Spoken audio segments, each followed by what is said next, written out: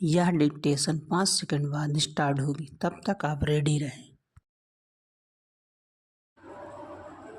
Ready start. महोदय, हमारे जीवन में संगीत का व्यापक स्थान है। भारतवासियों को अपने प्राचीन युग से अथवा अपने पूर्वजों से शास्त्रीय संगीत के रूप में एक बहुमूल्य निधि मिली है। हमारे पूर्वजों की दृष्टि में संगीत का ध्येय आध्यात्मिक साधना था और उन्होंने संगीत का इसी आदर्श के अनुकूल विकास किया। हम कह सकते हैं कि हमारे देश में यह कला पूर्णता के शिखर पर पहुंच चुकी है।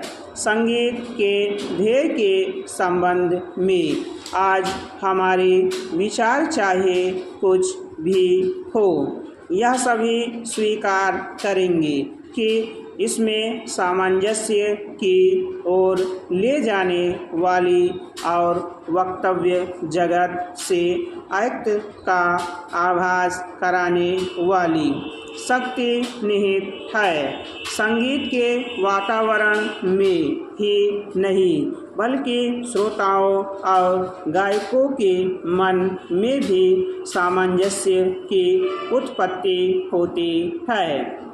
संगीत के उच्च ध्येय और व्यापक प्रभाव के कारण ही प्राचीन काल में भारतवासियों ने संगीत को जनसाधारण के सामाजिक तथा सांस्कृतिक जीवन में ऊंचा स्थान दिया था।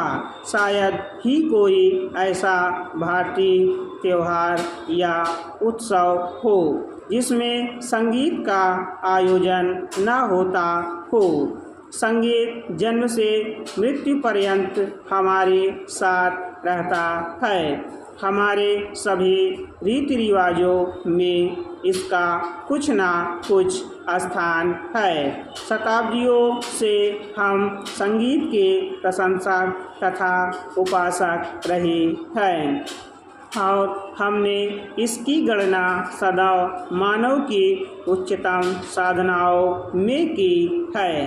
काल के प्रभाव से हम लोगों की रुचि में काफ़ी परिवर्तन हुआ, परंतु शास्त्रीय संगीत उसी प्रकार बना रहा और उसमें कोई विशेष और मौलिक परिवर्तन नहीं हुआ।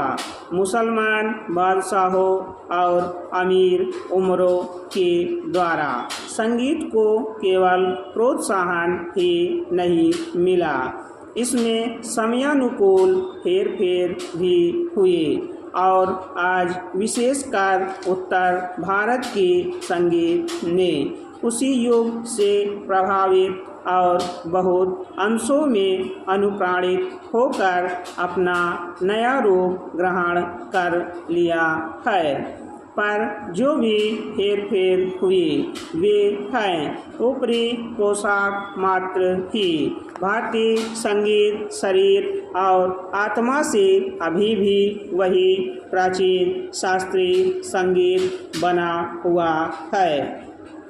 ऐसी आशा की जाती है कि इसमें अभी भी इतनी शक्ति है कि यह अपने को एक बार फिर आधुनिक वातावरण के अनुकूल बना लेगा।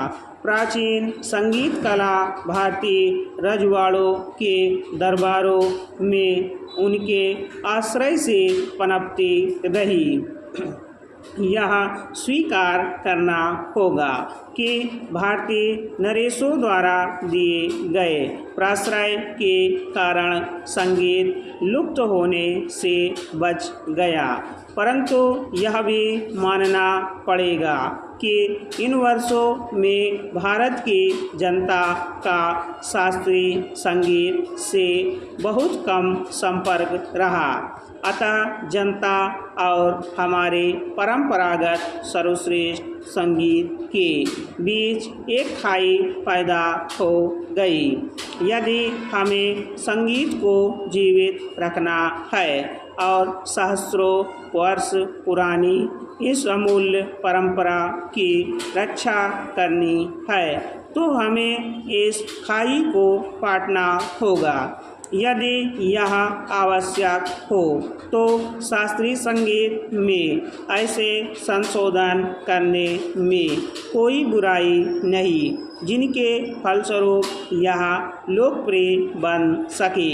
इसके साथ ही जनसाधारण को भी शिक्षित करने की आवश्यकता है जिससे उनकी रुचि अधिक परिष्कृत हो सके और वे शास्त्रीय संगीत का आनंद उठा सके।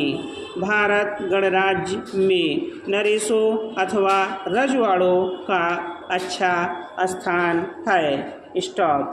अगर आप हमारे चैनल पर नए हैं तो चैनल को सब्सक्राइब जरूर करें और बेल आइकॉन प्रेस करें ताकि आपको सभी डिक्टेशन की सूचना मिल सके।